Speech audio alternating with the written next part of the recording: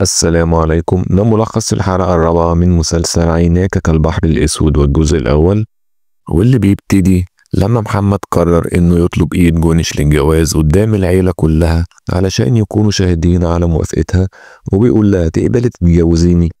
واللي فضلت في الأول تتبادل النظرات هي وأزيل، وبعدها قالت له موافقة، وبيبدأوا يسقفوا كلهم واحد ورا التاني. بعدها بيلبسها الخاتم وبيبدأوا يباركوا لهم كلهم وسط نظرات حزن من أزيل، اللي في الآخر هو كمان قام وبارك لهم. بعدها أزيل بيبعت رسالة من تليفون محمد اللي كان مع الراجل اللي قتله، واللي فكرها رسالة من حواء، وبيقول له تعالى لي دلوقتي ضروري.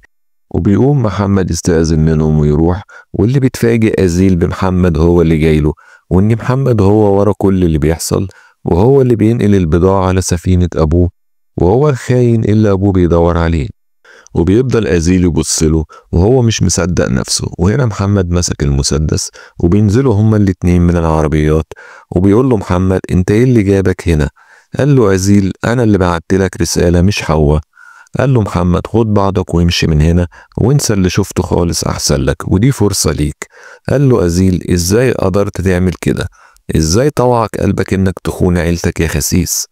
حط محمد المسدس في صدر أزيل وقال له عيلة عثمان مرشالي مش عيلتي. وهنا أزيل طلع المسدس هو كمان وحطه في وش محمد وقال له وماشي تحت طوع حوا ليه طالما دي مش عيلتك؟ قال له محمد في حد تاني يعرف الموضوع ده؟ قال له أزيل ما تيجي ننزل المسدسات ونتكلم زي أي اتنين اخوات عادي. وبيرموا المسدسات هما الاتنين على الأرض، وقال له انت مفكر خيانتك دي لابوك وبس؟ قال له محمد وانت ايه دخلك اصلا؟ راح ضربه أزيل وقال له والبني آدمة اللي انت لسه خاطبها دي تبهدلها معاك؟ راح ضربه محمد هو كمان وقال له اوعى تجيب سيرة جونش على لسانك، انت من ساعة ما دخلت حياتنا دمرتها. وهنا أزيل مسك المسدس ورفعه في وش محمد وقال له امشي قدامي وريني بقى هتواجه عثمان ازاي بعد ما يعرف حقيقتك. وهم في الطريق محمد بيقول له انا مش عارف انت طلعت لنا منين وايه اللي هتستفاده لما تروح تقول لابويا. كل هدفك انك تطلع بطل وتزيد قيمتك عنده، لكن انت مش فاهم حاجة. انت لو تعرف ابويا طول عمره كان بيعاملني ازاي هتعرف انا ايه اللي وصلني لكده. عمره ما حسسني بحنيته ولا احتواني ولا حسسني بوجودي. عمري ما عملت حاجة وقال لي عليها برافو. تعرف وانا عندي 10 سنين كان لقبي ايه؟ عديم الفايدة. حتى لما ظهرت انت شفته بيعاملك معاملة عمره ما عملها لي. وانت عايش لدور اليتيم اللي عايش من غير ودلوقتي جاي يطلع بطل قدام ابوه علشان يكسب كل حاجة. وبيوصلوا البيت ومحمد سابه ودخل على الجراج، طلع عربية لعبة كان جايبها له أبوه في عيد ميلاده وهو صغير، ودخلت عليه أمه اللي اتخضت لما شافته متعور وبتقول له إيه اللي حصل؟ قال لها أنا كان عندي كام سنة لما أبويا جاب لي العربية دي؟ قالت له 6 سنين. قال لها ويومها وقعت بيها في حمام السباحة وعاقبني عقاب شديد، ومن ساعتها وهو مسميني عديم الفايدة. وأمه مستغربة من اللي بيقوله وبتقول له مالك؟ أنا عمري ما شفتك كده، احكي لي إيه اللي حصل. قال لها عايزة تعرفي إيه اللي حصل؟ أنا بتاجر في المخدرات وبهربها على سفينة أبويا كمان. وبنرجع لأزيل اللي دخل عند أبوه وأبوه بيقول له مالك إيه اللي حصل؟ وبيفضل أزيل باصص له ساكت. وبنرجع تاني لمحمد وأمه بتقول له أنا مش عايزة أسمع الكلام اللي أنت قلته ده تاني، اوعى تقوله لحد. قال لها ما تقلقيش، أخويا اللي ظهر لي فجأة عارف كل حاجة، وانا اللي بعت عثمان لحواء. وهي فضلت تقول له اسكت ما تقولش كده. وفي اللحظة دي بيدخل ابوه وبيقول لنرمين اطلعي بره وسيبيني انا عايز اتكلم معاه لوحدنا. وبيبص ابوه للعربية وبيقول له مين اللي رمى العربية دي كده؟ العربية دي انا جبتها لك لما كان عمرك 6 سنين. وبيقول له أزيل قال لي على كل حاجة بس انا عايز اسمع منك انت. قال له محمد كل اللي قاله لك أزيل مظبوط. قال له عثمان أزيل قال لي إن انتوا متخانقتوا على حاجة تافهة وعملتوا في بعض كده. وبيكتشف محمد إن أزيل ما حكاش لأبوه حاجة. وقال له عثمان أزيل يبقى أخوك الكبير وانتم لسه ما تعودتوش على بعض، حاولوا تقربوا من بعض وحاولوا تحبوا بعضكم. وبيسيبه وبيمشي. ونرمين بتقول له عملت ايه في محمد؟ قال لها استغفر الله العظيم يا رب، هعمل ايه يعني في ابني؟ كل اللي حصل ان هو واخوه اتخانقوا مع بعض زي اي اتنين اخوات، بكرة يتعودوا على بعض. ما تتدخليش انت في الأمور دي وركزي في الفرح بتاعه هو وجونش. وبنشوف نرمين وهي مع محمد وبتقول له أزيل لو سكت النهاردة احنا مش ضامنين ان هو يسكت بكرة، واحنا لازم ناخد احتياطاتنا. أبوك لو عرف ربع اللي انت عملته مش هيسكت.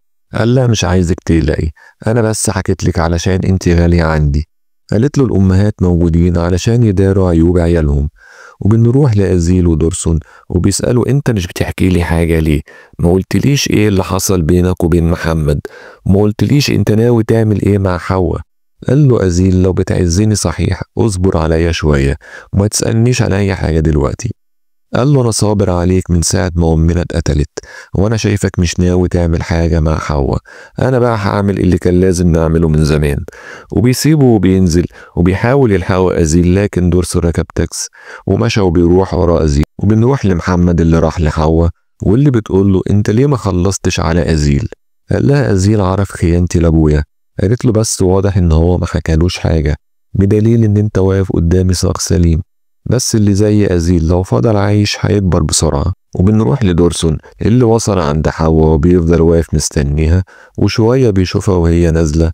وبيوصل أزيل اللي راح وراه واللي بيضربها دورسون بالنار، وحاول أزيل يلحقه ومعرفش، ورجالتها بيضربوا عليهم نار لكن قدروا يهربوا. ومحمد اللي كان لسه نازل من عندها بيشوف كل اللي حصل. بعدها بنشوف حواء بعد ما الإسعاف خدتها على المستشفى، وبيوصل محمد اللي بيسأل الدكتور يا ترى هتعيش؟ قال له احنا هنعمل اللي علينا وربنا معانا. وبيوصل دورسون وأزيل لبيت مهجور على البحر يستخبوا فيه، واللي بيقول له أزيل احنا لازم نستخبى يومين علشان رجالة حواء مش هيسيبونا ولا الشرطة كمان. قال له دورسون انا هسلم نفسي. فزعق في أزيل وقال له انت اخدت القرار من دماغك ورحت نفذت، من دلوقتي كل اللي قاله لك تسمعه. وبيوصل محمد البيت ونرمين بتقول له انت قافل تليفونك ليه؟ ابوك قالب عليك الدنيا، انا خايفه لا يكون عارف حاجه. قال لا لا ما تخافيش، بس في قصه جديده حصلت. قالت له ايه اللي حصل؟ قال لا مش وقته، انا جعان دلوقتي هروح اكل وبعدها اشوف ابويا عايز ايه. وراح عثمان لمحمد وقال له انا مش سايب خبر، انك لما توصل تجيني على طول. وبيجي لعثمان تليفون من أزيل وبيقول له ان دورسون قتل حواء، وقال له طب انت فين دلوقتي؟ قال له أزيل على المكان اللي هم قاعدين فيه. قال له عثمان طب خليكم عندكم انا جاي على طول. وبتسأله نرمين في ايه؟ قال لها دورسون قتل حواء، واللي بيتخضوا كلهم وآسيا بتصوت وبتقول ابني ضيع نفسه. وبيروح عثمان لأزيل ودورسون وكان معاه آسيا وجونش، واللي آسيا بتقول له انت ازاي تعمل كده وضربته بالقلم. وراحت لأزيل وقالت له وانت كمان ازاي تسمح له يعمل كده. وبتقول لآسيا لعثمان انت وعدتني ان انت هتحمي احفادي من اي حاجة. قال لها وانا عند وعدي. وبتسأل أزيل في حد غيرنا يعرف الموضوع ده؟ قال لها لا. وبتقول جونش لعثمان احنا هنعمل ايه دلوقتي يا عمي؟ قال لها لو حواء عايشة هيبقى ليها قصة، اما لو ماتت فهيبقى ليها قصة تانية. وبنرجع لنرمين اللي بتقول لمحمد كلهم راحوا وسابونا هنا مش فاهمين حاجة. قال لها محمد وانت قلقانة من ايه؟ كل حاجة ماشية في صالحنا، حواء صعب تقوم منها ودورسون هيخش السجن، وأزيل ساده جوز حواء هيقتله، وانا هتجوز جونش في احلى من كده نهاية. وبنرجع لهم تاني ودورسون بيقول انا هسلم نفسي. قالت له آسيا ما اسمعكش تقول كده تاني، انا ما عنديش حفيد يخش السجن.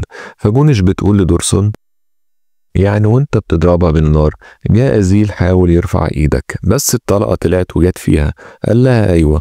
قالت له احنا ممكن نستغل ده في صالحنا وتقول ان انت كان بيجيلك تهديد من حواء، ولما حاولت تهددها بالمسدس جاء أزيل رفع ايدك بس طلقة طلعت بالغلط جت فيها، وده يخليك تاخد حكم مخفف.